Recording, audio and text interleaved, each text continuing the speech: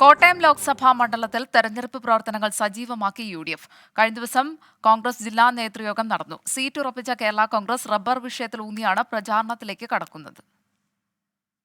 ശക്തി കേന്ദ്രമായ കോട്ടയത്ത് ഒരിക്കൽ കൂടി കരുത്തു തെളിയിക്കാനാണ് UDF തയ്യാറെടുക്കുന്നത്. പാർട്ടിയിലെ പിണക്കങ്ങൾ മറന്ന് അതുകൊണ്ട് തന്നെ കോൺഗ്രസും ഒറ്റക്കെട്ടായി നീങ്ങാനുള്ള തീരുമാനമാണ് എടുത്തിട്ടുള്ളത്. പ്രതിപക്ഷ നേതാവിന്റെ നേതൃത്വത്തിൽ ഇന്നലെ കോൺഗ്രസിന്റെ ജില്ലാ നേതൃയോഗം ചേർന്നു. റബ്ബർ വിഷയത്തിൽ കേരള കോൺഗ്രസ് നടത്തുന്ന പോരാട്ടത്തിന് പൂർണ്ണ പിന്തുണ നൽകാനാണ് UDFന്റെ തീരുമാനം.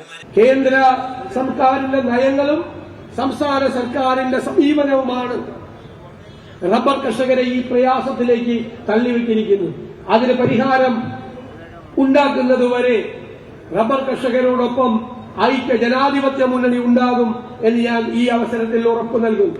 കേരള കോൺഗ്രസ് പിളർന്നതിന് ശേഷം നടക്കുന്ന ആദ്യത്തെ ലോക്സഭാ തെരഞ്ഞെടുപ്പിൽ അഭിമാന പോരാട്ടത്തിനാണ് ജോസഫ് വിഭാഗം ശ്രമിക്കുന്നത്. റബ്ബർ കർഷകരുടെ വിഷയം തന്നെ സജീവ ചർച്ചയാക്കി നേട്ടം കൊയ്യാനാണ് നീക്കം. ഇതിന്റെ ഭാഗമായി കോട്ടയത്ത് റബ്ബർ കർഷക ലോങ് മാർച്ചും സംഘടിപ്പിച്ചു.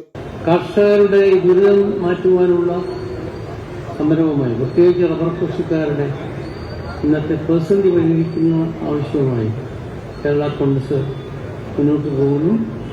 സ്ഥാനാർത്ഥിയുടെ കാര്യത്തിലും ധാരണയായിട്ടുണ്ടെന്നാണ് വിവരം.